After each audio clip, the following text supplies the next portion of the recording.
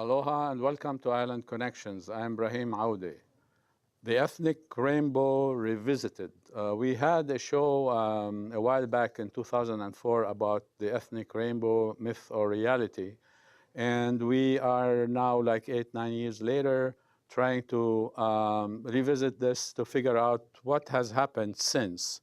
And we have three guests here to discuss the matter with us. Ulla Hasager, Noel Kent, and Jonathan Okamura, all from ethnic studies. Thank you for coming over to talk to us about this. So what I want to do first is go ahead and ask each of you as to what you think about this ethnic rainbow briefly, and then we can move from there. Ulla?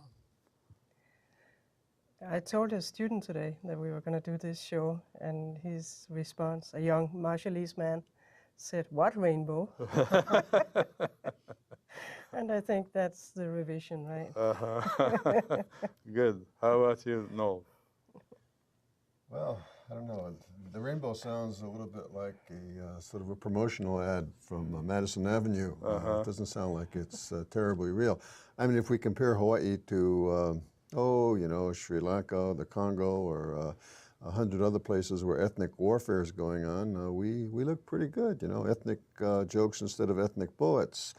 But the underlying structures of society, economic, political, social, are very, very problematic at this point. Yeah. John? I think that term came out 20 years ago in The Advertiser. There was a column about Hawaii, the shining rain, colors side by side or something like that. And the election of Obama in 2008 certainly contributed to that idea. And some people still believe in that kind of notion of Hawaii. But I still emphasize ethnic inequality as one of the contradictions of that idea. Yeah. So actually, if the ethnic rainbow is something like nice, how come the warriors now are no longer the rainbow warriors? You know what I mean? Sure, sure. There's been some opposition to that too.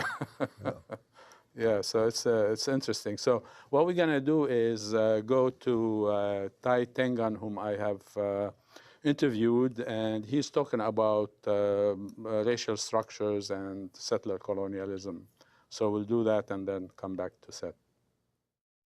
In only analyzing these systems of advantage and disadvantage based on race, sometimes we leave out a broader analysis of colonialism, and in particular settler colonialism, which structures power, relationships to land and resources and sovereignty in a very distinct manner. And that is to the logic of colonialism and settler colonialism is to eliminate native peoples, to eliminate in order to replace, as Patrick Wolfe has stated in his work on settler colonialism.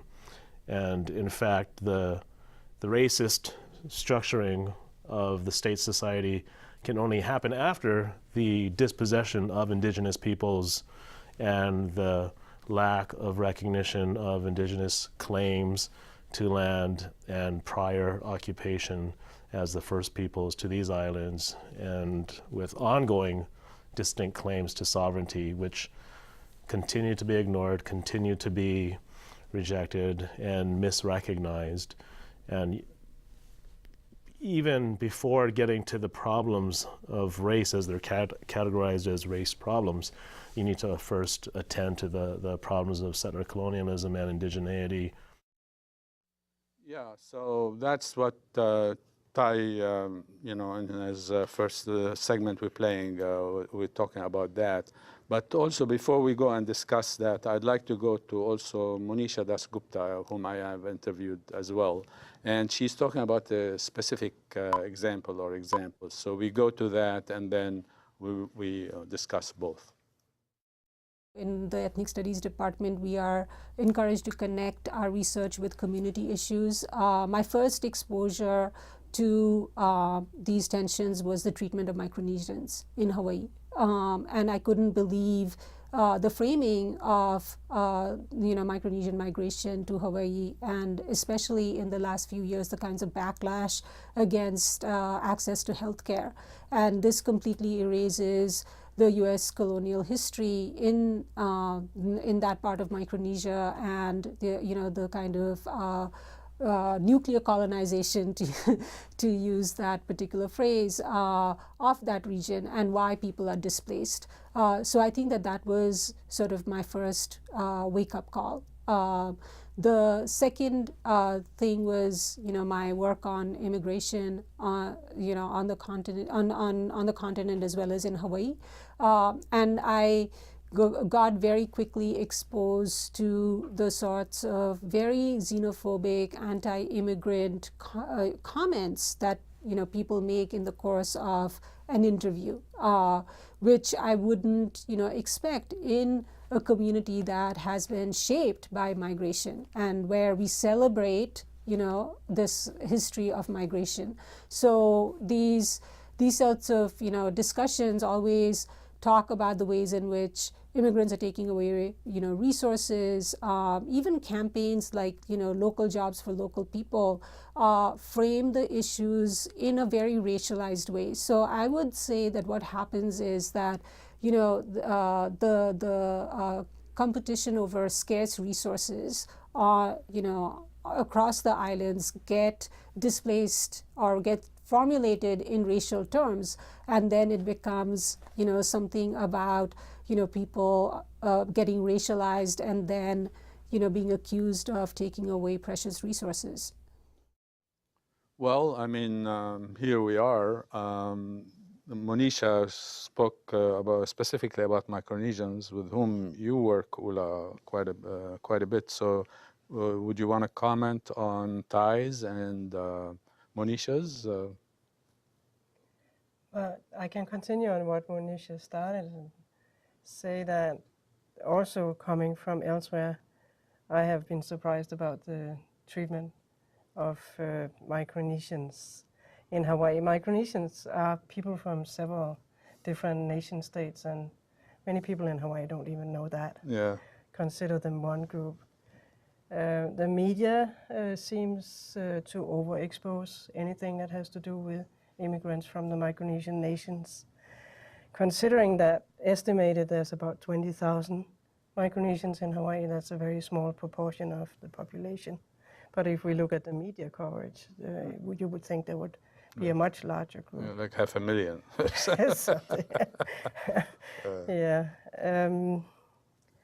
And that reflects back on how people feel about themselves and how they see their hopes for the future. Mm-hmm. So what we are doing is using civic engagement and student learning in the community as a way to create understanding. And thankfully, when people understand more, they also are less prejudiced and racist. Yeah, racist. Yeah, openly racist and discriminating. Mm-hmm. So Noel, would you want to continue about what Thai has mentioned, and also Monisha? Thai's absolutely right. I mean, if one that goes back 200, 300, 400 years, every place that European settlers have gone as colonists and conquerors, basically it's been a disaster. It's been an absolute disaster for indigenous people, whether it's Australia, New Zealand, Latin America. Hawaii is just one case of many in which indigenous people have lost their autonomy, they've lost their land, their culture has been attacked. All of this. So I mean, this is part of a much larger, scene that's gone on globally. In terms of Micronesians, I know Ulla and I work with the Next Step homeless shelter as part of the work we do, and we see a very large number of homeless Micronesians who are really struggling in the society, and they have some very unique problems, whether it's health or whether it's cultural problems, and they don't seem to be getting a large amount of support in terms of integrating into this society from the state or any kind of governmental body, and that's really a problem, I think. Yeah, so John, would you like to elaborate? Well, my dissertation research was on Filipino immigrants more than 30 years ago, at that time, it was very significant anti-Filipino immigrant sentiment in Hawaii. Perception more in terms of taking jobs from people. And for a while, there didn't seem to be that kind of anti-immigrant, anti-immigration attitudes in Hawaii until the emergence of increasingly significant Micronesian population. Not so much taking jobs, but using resources. Actually, the state claims they spend more than $100 million in benefits, especially healthcare, to Micronesians. So it's not necessarily a limited amount, because that's what they're trying to get more federal assistance. So at next step, the reason there's an overrepresentation of Micronesians is because they understand in order to get into public housing, one has to be in a shelter first. Yeah, and so they're abiding by the law as far as I'm concerned, yeah, because that increases their chances of getting into a shelter as opposed to living in the park next door, waterfront park. Yeah. The problem also is that, you know, there's a relationship between, if we want to put it Micronesia as such, although as Ulla has mentioned, it's so many different areas and nations. And on the one hand, and the federal government on the other. I mean, we cannot just forget about the history, historic relations between the U.S. and the Marshall Islands, for instance. Yeah. So people don't talk about that much, and the federal government seems to have abandoned its responsibility in this regard for all practical purposes. So, is there any more discussion about this point?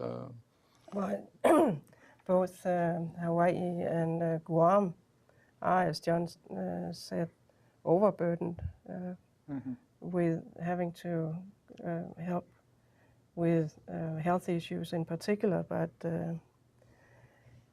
many of the health issues stem from U.S. Nuclear testing in the Pacific. We know that some of the impacts have reached all the way to Guam, and there have been class action lawsuits about that. We use these people as basically as guinea pigs. They were. It's absolutely shameful. And you cannot forget about this, you know, and to renege on kind of moral, ethical commitments is rather something like, you know, you're hitting the Micronesians or the Marshallese below the belt, basically, you know. And that shouldn't be the way that, you know, people from the Marshalls, for instance, are to be treated. This takes me to another segment with Tai Tengan regarding militarization of Hawaii, because we're talking about military aspects of colonialism here. So we go to that segment and then we talk more about that. All of that masks the depth of militarization, where Hawaii is the most militarized state, if you consider us a state.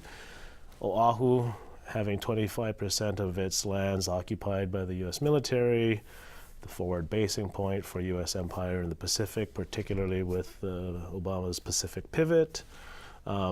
If that becomes a more widely known and apprehended reality, that would cause some problems, certainly, for the industry of tourism, for the U.S.'s own claims on how Hawaii came to be a part of it, and ongoing issues that indigenous people continue to press forward, in that this occupation of our lands was done illegally, primarily because the U.S. wants our home for military strategic purposes. Yeah, I also want to go to Monisha Dasgupta's second segment regarding what Tai had talked about earlier about Asian settler colonialism or settler colonialism. So we'll go to that one and then we'll open it up.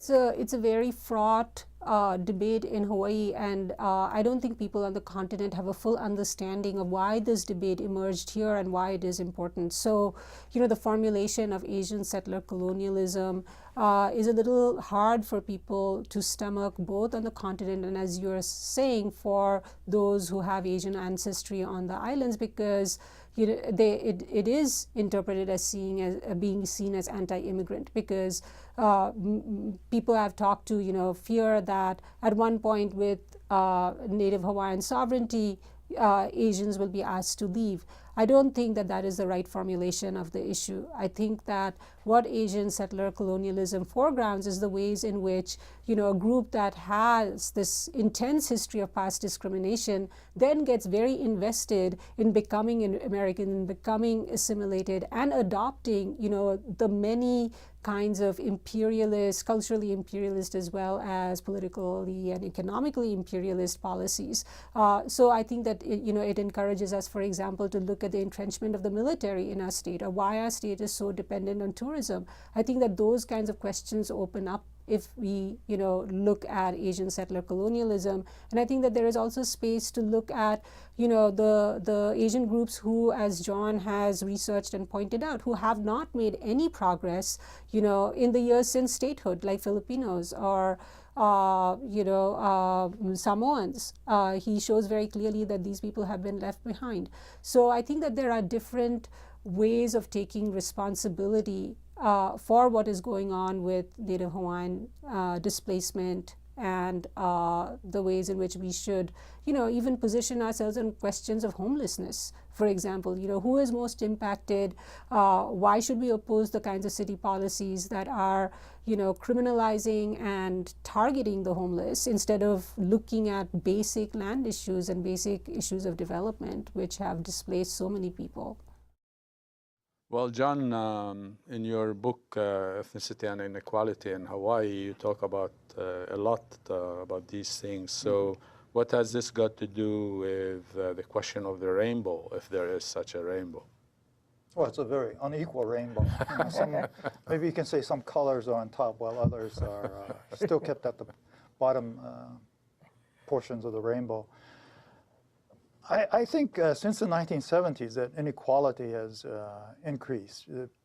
Historically, if you go back to the pre-War II period, there were avenues for mobility to get off the plantation that Japanese, Chinese, Koreans were able to take advantage of, including public education and the transformation of the economy from plantation agriculture to tourism. But as tourism became the dominant industry, those avenues have become much more limited because of the service and sales were primarily created.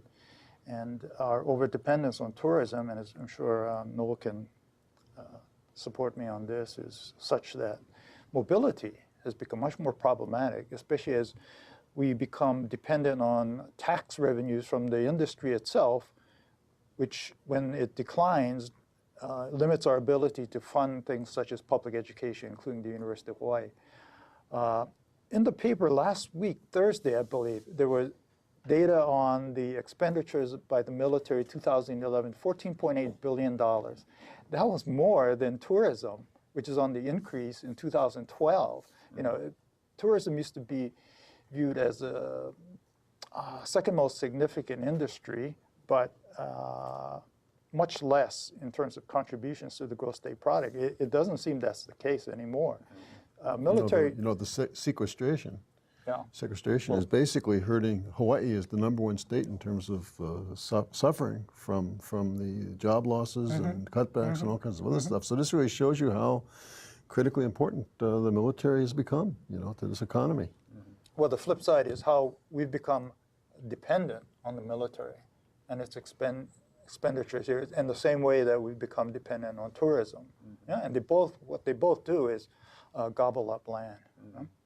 And they're both fragile industries, vulnerable industries. I mean, if there's going to be huge cutbacks in the military, there has to be, given the debt this country's carrying. And that's going to reverberate here. With loss, 100,000 jobs in Hawaii are dependent on the military. Many of those jobs will be lost. Sure. Ulla, anything on what Monisha and Ty have said? Well, it's kind of repeats the picture that we know from indigenous rights challenges worldwide, I think. But of course, Hawaii is very fragile economy-wise because of the dependency on tourism and military. Yeah, and so far there hasn't not much has happened to try and get a third leg to the economy, you know. Some people talking about information technology as one third leg. I don't know about that, because depending on how many jobs would you get for people who are already living here, as opposed to importing people to take those jobs that you would create. So this is a problematical thing. So far what we've been talking about is shows, like one example after the other, that the rainbow is not there. You know, it's a mirage. But at the same time, I want to connect this with the notion of multiculturalism and how students relate to it and so on. So I interviewed Brian Chung, who's an assistant professor at the Department of Ethnic Studies. So we listened to him, and then we move forward from there. Yeah, I mean, I think this is a really interesting question, and definitely a pertinent question. And I think that it's something that comes up a lot in class, particularly comments from students and describing their experiences growing up here in Hawaii.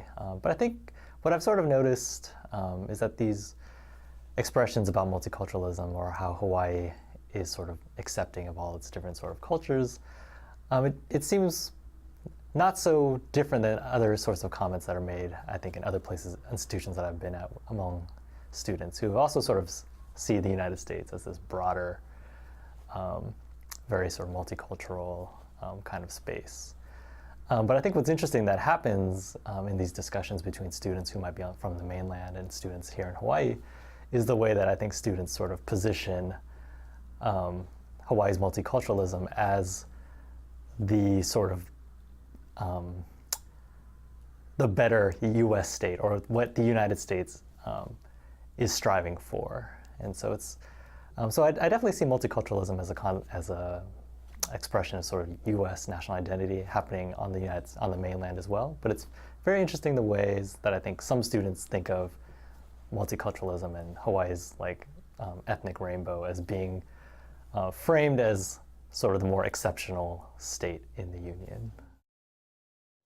Yeah, I mean, anything about multiculturalism, this is another way of talking about rainbow, right? Yeah, to what extent is that, like Noel had commented earlier on it, compared to the Congo and other places maybe, but then what is the real situation beyond what is on the surface? Yeah. Well, Obama's election, 2008, contributed to that notion again. I mean, from his supporters here. It seemed like they weren't paying attention at all to his national campaign. You know, he doesn't talk about Hawaii in his campaign on the U.S. continent or his background growing up here, because he doesn't gain any points from saying, I grew up black in Hawaii, where, you know, they're 2% of the population. How are you going to attract black voters based on that? And so you got to be from Chicago. Well, yeah. He emphasizes that as his political birthplace, you know, where he began as a community organizer rather than Hawaii. But his supporters here certainly pushed him as personifying multiculturalism, embodying rather the multiculturalism of Hawaii, given his background here and growing up here, and as someone who would take the aloha spirit that he was socialized into Hawaii and transplant it to the U.S. continent and bring people together there. Absolute nonsense. Yeah, Noel, any more on that? I mean, there's different ways in which ethnic groups can really express their frustration and their grievances, economic, social, political. One is protest, which Native Hawaiians have done in various degrees. The other is rebellion or looking for autonomy, which they really haven't. I think in some ways, Native Hawaiians have really been able, over the last generation, to carve a place where for cultural expression, you know, and I mean, I can remember 40 or 50 years ago where friends of mine who were Native Hawaiian would be ashamed of being Native Hawaiian. That's never the case anymore. I mean, that really has changed. The whole sense of identity and pride has really changed. The cultural expression in the halaus and so many other places is there. But the underlying grievances tend to be, I think, economic. They tend to be a lack of opportunity, a lack of schooling, a lack of good medical care, a lack of public services that they need, and those are very sharp and burning grievances in the community. Yeah. I want to go back to another interview I did with Saili doctor. She's from West Oahu campus, and I asked her about her, understanding of the ethnic rainbow, what she thinks about that, and the relationship to what's really going on the ground. So another perspective from a Pacific Islander. I think it's a very nice word to capture the idea of Hawaii as a state with the diversity of its population and cultures. My own experience here in Hawaii has been largely positive in many ways. And I believe a lot of that has to do with where I have been socialized. I came here as a graduate student in doing the Master's in Pacific Island Studies. And so I've been at the university most of my adult life here in Hawaii. But I also noticed there are a lot of other things that I've experienced here with other Pacific Islanders, and I'm talking, focusing more on Samoans and other Pacific Islanders during my graduate school here. And a lot of them come from the islands originally. So most of my experience in terms of that diversity most come directly from the islands through scholarships to the East-West Center and their own governments. So in terms of that diversity, the rainbow, you can really see it's a rainbow to me in that sense.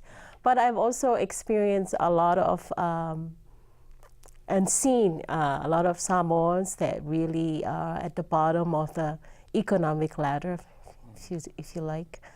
And also a lot of other Micronesians, for example, there are Tongans, and those are like the main Pacific Islanders we have here now. Yeah, I mean, you walk around, I don't know, Honolulu, well, everybody's happy, so to speak, if you don't notice the homeless too, but everybody's happy, and, oh, nice place and sunshine, maybe rainbow drizzling a little bit, whatever.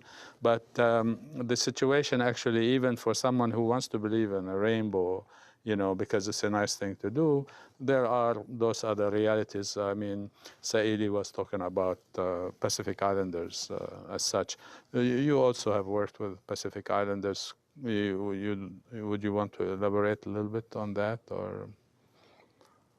Yeah, I think over the years that I've been here, the 20 years, there has been quite some changes in the status of Samoans and of Hawaiians.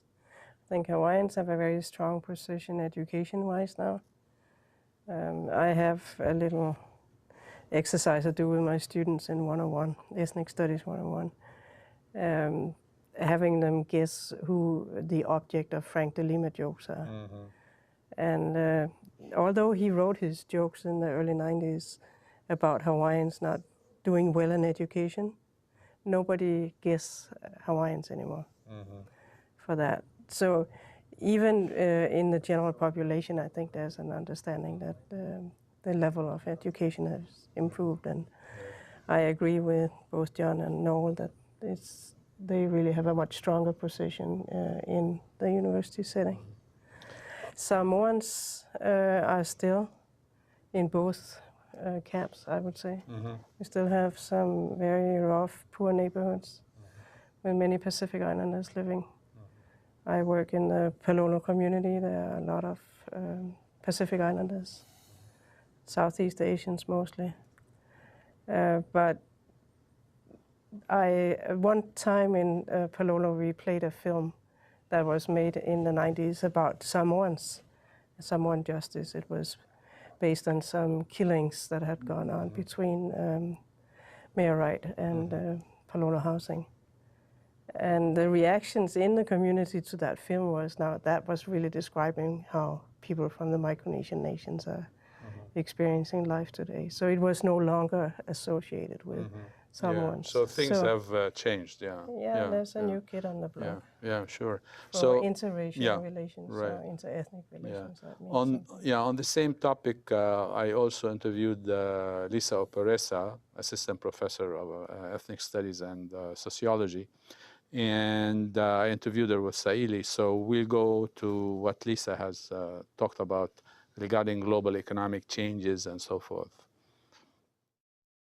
Well, I mean, some of it has to do with the kind of global economic changes, right? What's happening with the economy, like the service sector jobs, right? The tourism. So a lot of the students, they look at their futures and they're going to school. They don't want to, just be cleaning the hotel rooms. They don't want to join the military, but they don't see a huge path for them that doesn't include tourism or the military. So, and they see a lot of their family members, who have had to take on several low-wage jobs to just support the family.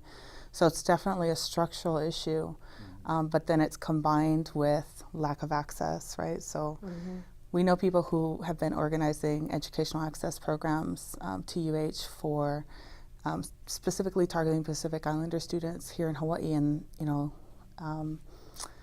a lot of the students coming up through the high schools, I think, don't have the same sense of hope, the same sense of possibility, or even structurally, that there are accessible pathways for them. Yeah, we mentioned earlier about like the economic situation, and in terms of the economy, like military jobs would be cut because of the budget and sequestration and all of that.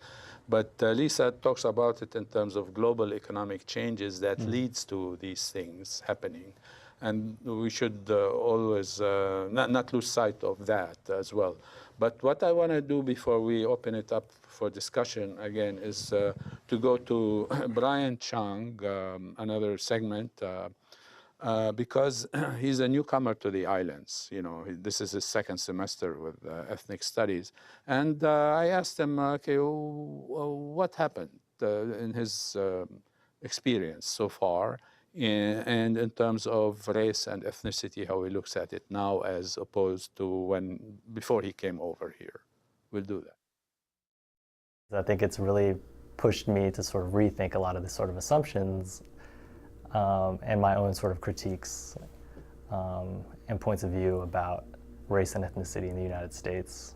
And I think that, and so I think that it's been really interesting. It's been really opening up different ways of thinking about how to answer these kinds of questions differently, both in my own work, but also in the classroom, but in conversations with colleagues and so on and so forth. So wait and see, I guess. But it's been really great, and I think that it really problematizes, I think, a lot of ways that we typically think about race and inequality on the continental U.S. So.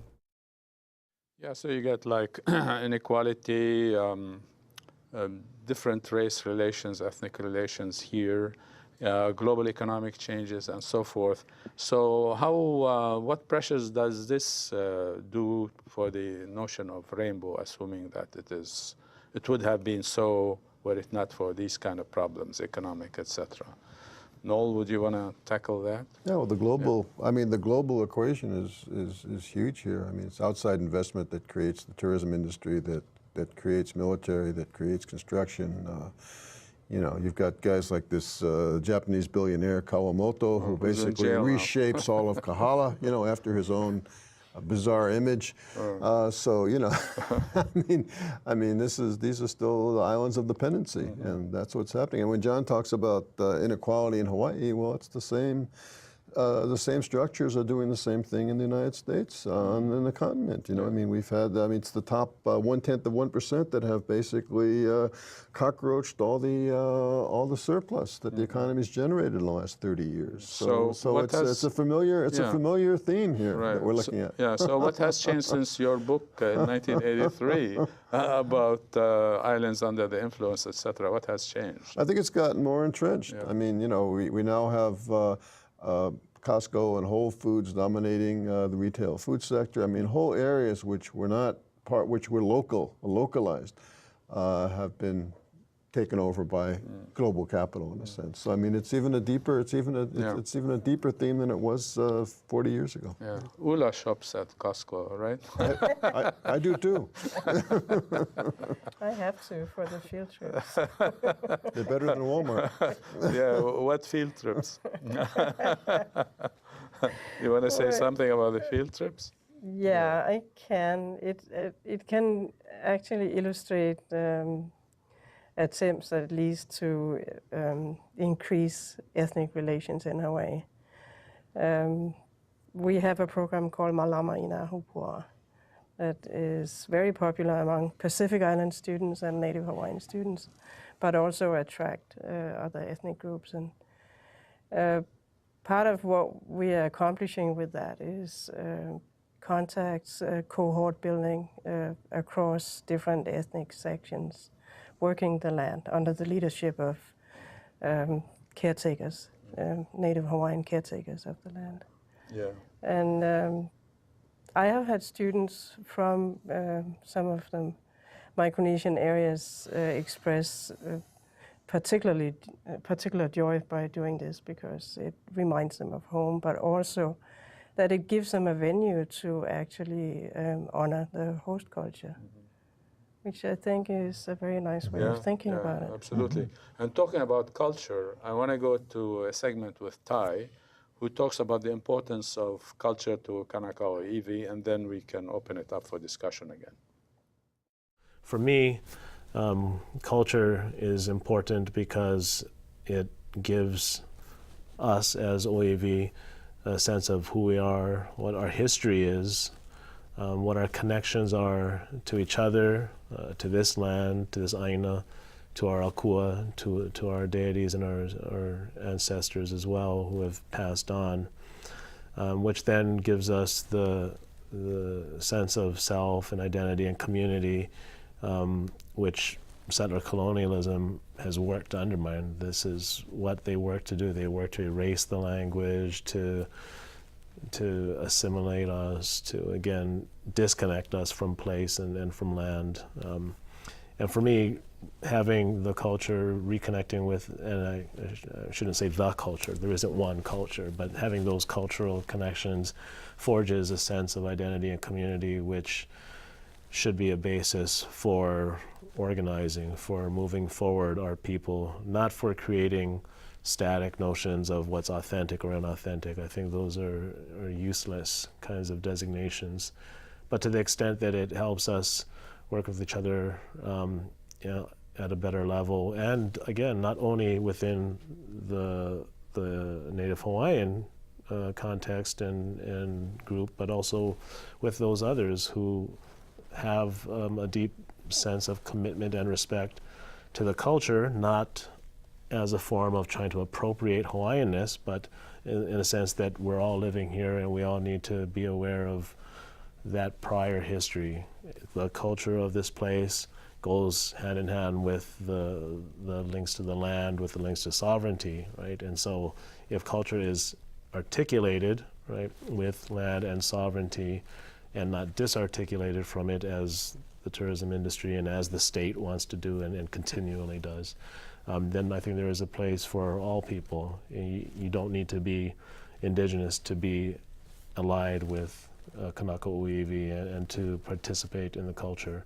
Now, I'm not saying that anyone can be Hawaiian and just, come in to have decision-making power. I think if you have a deep sense of the culture and you're not Hawaiian, you wouldn't try to usurp the authority of those who are indigenous. Part of one of the most basic fundamental aspects of indigenous Hawaiian culture, at least, and this is kind of seen throughout Polynesia, is respect for elders and also the authority and the greater authority and rank and mana that elders have. And that includes elder genealogical lines. So even within the Hawaiian context, certain genealogical lines that were the oldest had the most rank because they're here the longest. Well, if you just extrapolate that out for today, those groups have come recognize that the oldest groups here have the most authority, have the most rank. They can participate, but with certain other rules that come, or guidelines, maybe rules is too hard and fast a term, but ways of being and relating to those who are your elders or those who are here first. So this is like a highly sophisticated, highly advanced, highly progressive understanding of culture based on, what really happens on the ground and observations of people and how they interact with one another. Any more discussion? Ulla, you're an anthropologist. We have 2 anthropologists, by the way, and 2 political scientists. So we'll ask the anthropologist first. I think I expressed it very eloquently. I'm not going to compete with that. That was wonderful. How about the political scientist? I like what he said about, since I'm an elderly person, I like what he said about respect to elderly people. I think that's terrific. I wonder about putting together, conflating this idea of sovereignty and culture. I think cultural expression is, and what he doesn't seem to be talking about, and I think one should talk about it, is the fact that in almost every Western democratic country, whether it's England, the US, Australia, et cetera, that there has been a real sea change over the past generation, a real respect for indigenous cultures, minority cultures, recognition that people need, minorities need to have their cultures recognized, honored, and also to some extent in places like Canada supported economically by governments. So that has really changed, and it makes a fundamental difference, and it creates a space for minorities to really function, like Hawaiians, to function as a conscious group.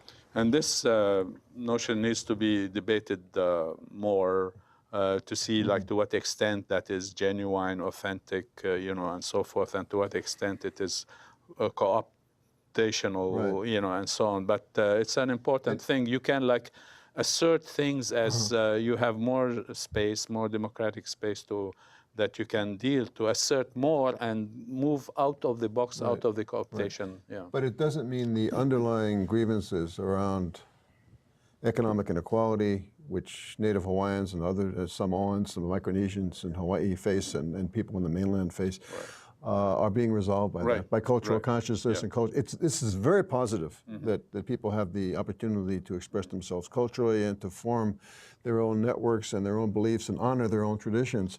But it doesn't solve some of the critical problems they're facing. But through social movements, you can push forward and move ahead and beyond what they intend for you.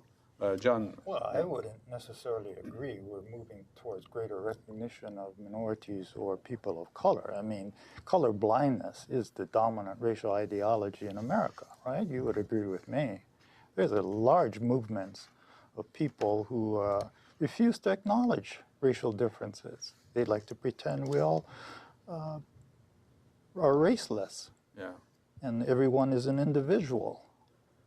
And everyone has the same rights. And we don't recognize racial minority groups in American society or in some of Western European societies too. I mean, this has been going on maybe 30, 40 years, since the first attacks against race-based affirmative action, they've really picked up.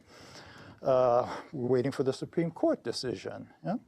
Fisher versus University of Texas, for example. I think that's the larger movement we've seen in America. I think that there are 2 counter movements which are clashing against each other here, and one is the recognition and the affirmation of the right of minorities to express themselves in whatever way they can. So I think there's a combat here. There's a fight.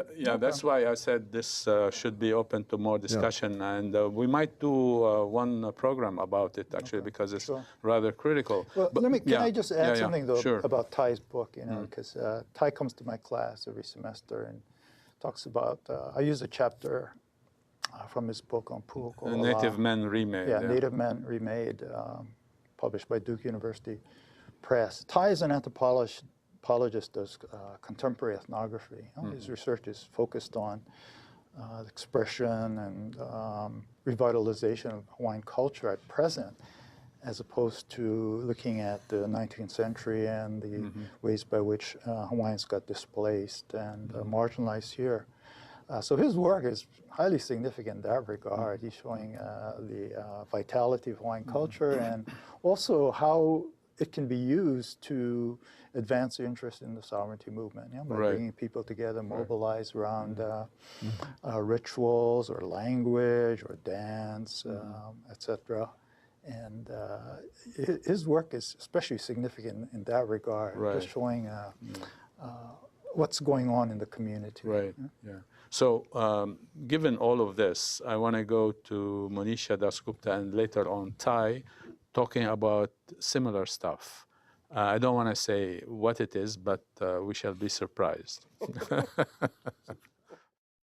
I think Representative Hano, what I want to really say is that she's raising some very, very crucial issues around, who buys the Native Hawaiian art, where does it get displayed, how do we encourage, arts and, culture within Native Hawaiian communities. And, we just heard a talk by Adria Imada, who talks about the ways in which various very political hula halaus have promoted culture as a way of expressing national sovereignty.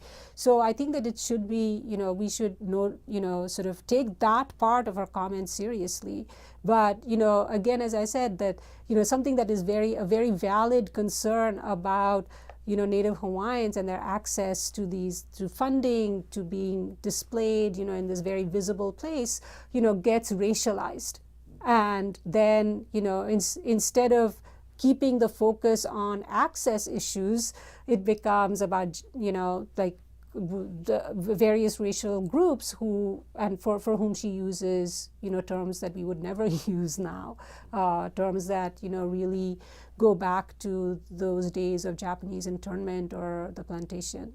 So I think that, it should be sort of formulated in that way. And, I also want to add that the Board of Regents just passed a very, forward-thinking and I would say a very generous policy on tuition, in-state tuition for undocumented students. And when UH News sort of sent out this announcement, there was a whole rash of comments on that page that basically said that this was an awful policy. It was, formulated as a zero-sum game, as if in-state tuition for undocumented students would harm others. And we thought a lot about these issues, before proposing the policy, before looking at the policy. The issues again the issue is access to education and affordable education. So instead of the conversation being about that, it becomes undocumented students are taking away from, people who are legal and who've grown up in Hawaii or Native Hawaiians, which is not at all the case. I mean, factually, it is not the case. Yeah. So we are, fighting over crumbs and racializing that fight. Over crumbs. And I know, we have opinions about what Monisha talked about regarding Hano 1 and also the other questions. But before we discuss that, Tai talks about the same situation with the representative Hano and her remarks, and slightly different from Monisha, but agrees quite a bit with that as well. And then we can open it for discussion because I know there are a number of views about that situation. So we go to Tai on Hano. My concern is that it immediately focused on Representative Hano as an individual and her, quote, racist beliefs and actions inappropriate for a representative, and completely ignored the place from which it was coming and the larger issue that she was raising of the underrepresentation of Native Hawaiians in the arts. And one would point, if this is true, I haven't done the research myself, so can't say whether it is true or not, but if you did find an underrepresentation of Native Hawaiian artists that are being supported by the state, this again would fit the pattern of discrimination that is prevalent in Hawaiian society, Hawaii society, in education, in occupation, in housing, where Hawaiians are on the margins. They do not receive the same kinds of benefits right? There is a particular privilege that comes with being Haole, with being Japanese, being Chinese in Hawaii, that she was pointing to in an inappropriate way. But it was along those lines that kind of anger came out, and it's one that I'm familiar with. It's one that most Native Hawaiians are familiar with. Again, I mean, Haunani K. Trask, I think citing Franz Fanon, called this the peaceful violence of our genocide, like the daily inundation of everything that's non-Hawaiian surrounding you, right? Just the knowledge that none of the books that we're reading are by Hawaiians, that none of these paintings that we're looking at are by Hawaiians, that constant message that, you know, Hawaiians aren't here, they can't make it, and that gets you to that space of anger. It's this historical injustice that compounds itself in the tiny little daily living. And there's a reason for that, and it's getting back to this question of our multi-ethnic rainbow, that everybody supposedly gets along well and has an equal opportunity. Well, that's not the case. So basically, the ethnic rainbow has been demolished before the show ends. So John, I want to start with you about Hano Hano especially, because you have ideas about that. Well, as I said on another show earlier this week, on a given day in Hawaii Nei, she's hardly the only person who uses those racial epithets, although Jap is the only one, I'd say. People say haole, pake, without necessarily those terms being used as racial slurs in Hawaii. But she's not the only one, but she's a public figure. And the media is interested in her because she's a elected official at the legislature. And like Tai said, that this is not considered appropriate behavior for our elected officials. But I would still say the issue is racism. This is something Tai and I talked about earlier this week. And it's not on her part alone. The issue she brought forth, as far as I'm concerned, is the way racism is deeply embedded in Hawaii society. Not something that is visible, as blatant, as clearly expressed in the terms that she used, but in much more harmful ways than a verbal expression of resentment. Like one thing I talked to my class about 2 days ago, well, not 2 days ago, yesterday, the doubling of tuition in 5 years at the university as a form of discrimination, institutionalized discrimination against minority students. This is what contributes to that underrepresentation that Tai was referring to. Yeah. Minority not and poor students. Sure, you know, sure, but it's something that we have to pay Greenwood's $500,000 salary every year. Where's that going to come from if not the students? Yeah. Well, that's what they are counting on. Actually, they talk about it, you know, in administrative meetings. Yeah. Well, I'll pass the baton to Noel. No, but Ulla, you and I talked about like the racial epithets or slurs, like, you know, haole, for instance, can be, oh, he's a nice haole or a haole or whatever, but then, you know, you haole, go home, you know, so it becomes, it all depends upon context. So Ulla and I were talking about it, and she mentioned how context is very important. So you want to say more about that? Well, I think that the points that both Tai and John are raising in this context is important. In this context. In this context, with the Hano Hano comments. I think the media was grabbing onto it and blowing it up out of proportions, but also unfortunate words to use in public, I think. Right. But we should be able to use this, because this is, I mean, I absolutely agree with John that this is many local people and other people, basically haoles too, they have a lot of these racial stereotypes. And ethnic stereotypes. They're very powerful here. I think a lot of people in Hawaii are very conflicted because on one hand they have they're intermarried, or they may have very close associations, which you don't have on the mainland as readily with people who are others. On the other hand, they have a lot of the traditional stereotypes, and so people really feel conflicted here in a very powerful way that tears at them. And I'm sure Hano, I don't think Hano is pure racist. I think she's a person who probably has a lot of very rewarding associations with people who are not Hawaiian. But there's also this. Yeah. Okay, that's an important point. So I want to go to Saili again. We talked about community outreach and the cultural curriculum. So we talk about that. We watch that and then we go on.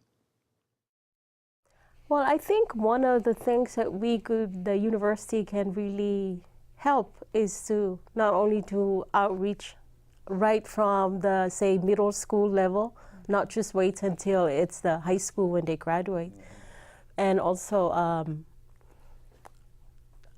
getting the community to come to the campus too. I certainly hope that with our new campus at West Oahu, we can do more outreach as well as enrich from the community where they come. Like the university is not something that they have to fear, they're intimidated by it, because I think that's one of the aspects where the students are not really encouraged, even at the high school level, to apply beyond completing the diploma in high school and go on to college. So that's one aspect. The other aspect are the kinds of programs that we offer. You know, I think for Pacific Islanders, they're really looking for what degree can I do that will get me a job right away when I'm done with that. So kind of like career-related kind of degrees is another structural, institutional way of dealing with that problem. Another thing would be more cultural development and culturally appropriate